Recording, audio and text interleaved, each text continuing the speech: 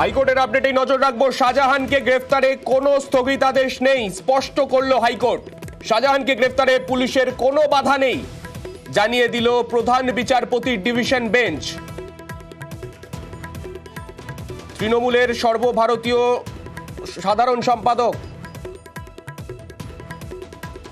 আমরা দেখেছিলাম অভিষেক বন্দ্যোপাধ্যায়ের বক্তব্যের পরেই একটা স্বাভাবিকভাবেই একটা প্রশ্ন উঠে গেছিল যে এই যে হাইকোর্টের নির্দেশ, বিচারপতি জয় সেনগুপ্তের যে নির্দেশ, সেই নির্দেশ অনুযায়ী এই শাহজাহান শেখ তার গ্রেফতারির ক্ষেত্রে কোনো রকমভাবে কোনো বাধা রয়েছে কিনা সেই বিষয়ে প্রধান বিচারপতি জানতে চান এবং তারপরেই এই নির্দেশ।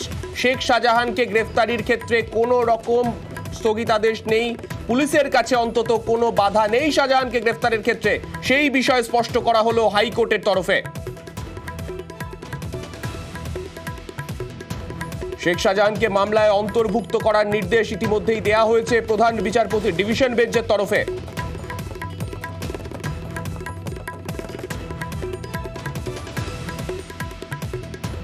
শাহজাহানকে গ্রেফতারিতে কোনো স্থগিতাদেশ নেই, স্পষ্ট করা হলো হাইকোর্টের তরফে। শাহজাহানকে গ্রেফতারে পুলিশের সামনে আর কোনো বাধা নেই, জানিয়ে দিল প্রধান বিচারপতির ডিভিশন বেঞ্চ।